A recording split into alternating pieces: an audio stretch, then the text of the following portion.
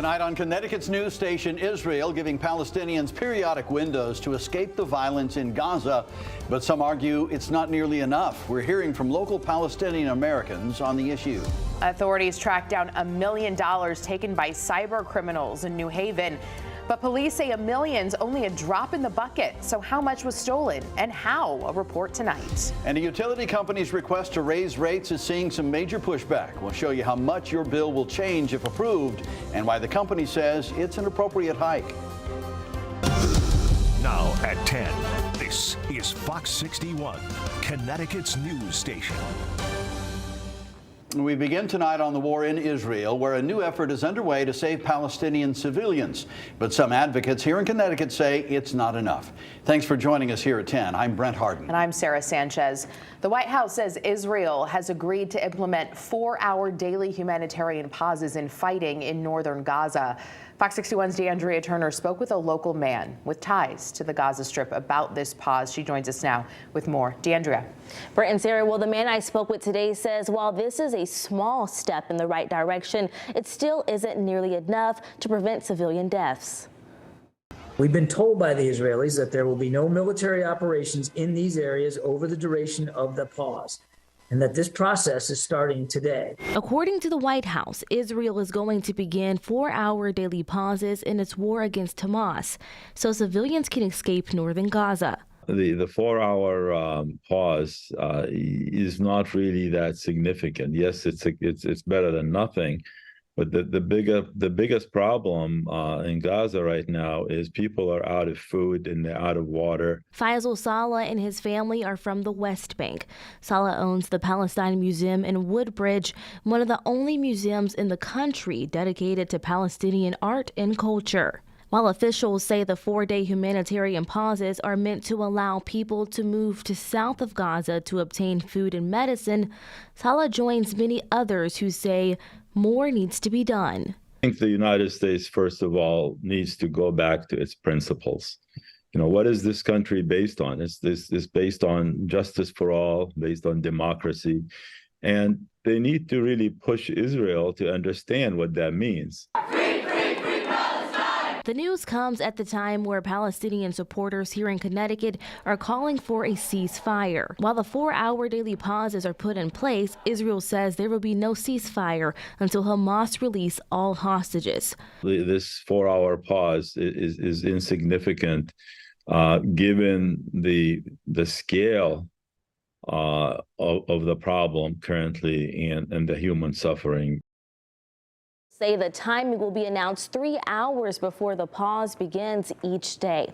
In the studio, DeAndrea Turner, Fox 61, Connecticut's news station. All right, DeAndrea, thank you. There are multiple new developments coming out of Israel tonight. The ground invasion of Gaza is ramping up, and the IDF says they have successfully taken out hundreds of militants. We'll be unpacking everything coming up later in this hour. Time now for a first check of the forecast with Chief Meteorologist Rachel Frank. After a cloudy Thursday, temperatures seem really chilly out there tonight. Thankfully, though, Rachel, no snow or sleet like last night. No, but I agree. It just feels really cold. It was the first time reaching for a puffy coat today. I know you guys are going to make fun of me. 38 degrees right now in Hartford. Yes, earlier today we saw in the morning hours some sleet, especially over the border. But here in Connecticut, just a few showers and a whole lot of clouds. Even though we're seeing some clearing outside right now, it's only temporary, and I think the clouds will come right back in again as we head towards daybreak tomorrow. It's chilly in Windham with temperatures in the low 30s there right now, middle 30s in Meriden, and right around the 40-degree mark for the New Haven area. And temperatures are going to be pretty level as we head through the overnight, so they won't go tumbling out of control. Otherwise, we're going to wake up with temperatures in the 30s to around 40 degrees. We'll see a lot of clouds during the day tomorrow and high temperatures around 50 as we head through the afternoon. Later in the day, we might be able to see some bonus sunshine, but it'll be probably right before the sun ends up going down. That's okay, though, because what we lack in sun tomorrow, we are more than going to make up for this weekend. We'll explain your full forecast coming up. All right, Rachel, thank you. We have some breaking news down in Fairfield now. The Secretary of the State's office confirms an investigation happening near the site where the town is storing its ballots from Tuesday's election. Officials say they are aware of a potential incident, but we don't know what that incident might be right now. All we know is that state police and the chief state's attorney are investigating, and the State Elections Enforcement Commission has been alerted. There is a recount scheduled to take place in Fairfield in the town's first selectman race. New at 10 tonight, the FBI has tracked down more than $1 million seized by scammers who targeted the city of New Haven with a successful cyber attack. This happened over the summer. But that million is just a drop in the bucket compared to what was lost. Managers at the city's Board of Ed were tricked into paying almost $6 million to an email account they thought belonged to a bus company. The Justice Department filed a complaint naming O'Shane K. Malcolm and Michael Harrison as the account holders. They allegedly moved some of their loot to Crypto.com. New Haven has only recovered some of the money.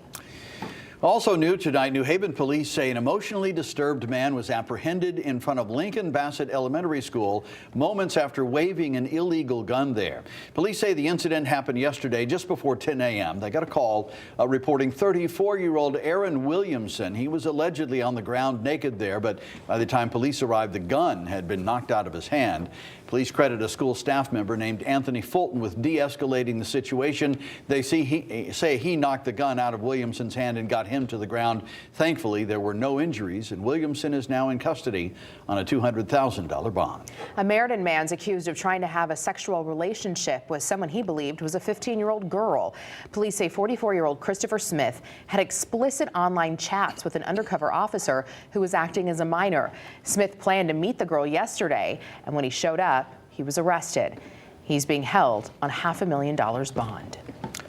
Well, new at 10 tonight, a company supplying water to 60 Connecticut towns is hoping to increase its rates by double digits. A well-known nonprofit is asking state regulators to intervene and reject that request. Fox 61's Jake Garcia joins us in studio now with how this increase could impact customers and why Connecticut Water is wanting to raise their rates. Jake.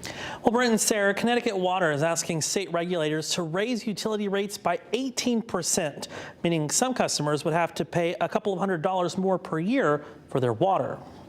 Connecticut Water submitted an application to the State Public Utility Regulatory Authority, or PURA, to raise rates by 18%. If approved, that move would raise customers' water bills by an average of $200 more a year. But AARP Connecticut is asking PURA to reject the proposal. The over 18% rate increase request is just simply too high. It also increases the regular customer service charge, which means that even before people try to conserve water, they're going to be paying more. Saying this would put older residents in a financial bind. And when you talk about older residents, many of whom are on fixed incomes, things like utilities and water rates and electric rates are not calculated into their actual cost of living. So, their incomes don't go up, but expenses like food and medicine do go up. And, we don't want people to be in a position of having to make those kinds of choices. The reason for the increase? In a statement, Connecticut Water says it's to pay for more than $135 million in wastewater infrastructure and higher operating costs due to inflation. AARP is asking customers to let state regulators know how the increase would affect them. So without their voices, decisions will get made, and it might not be as favorable to ratepayers as it has been in many instances recently.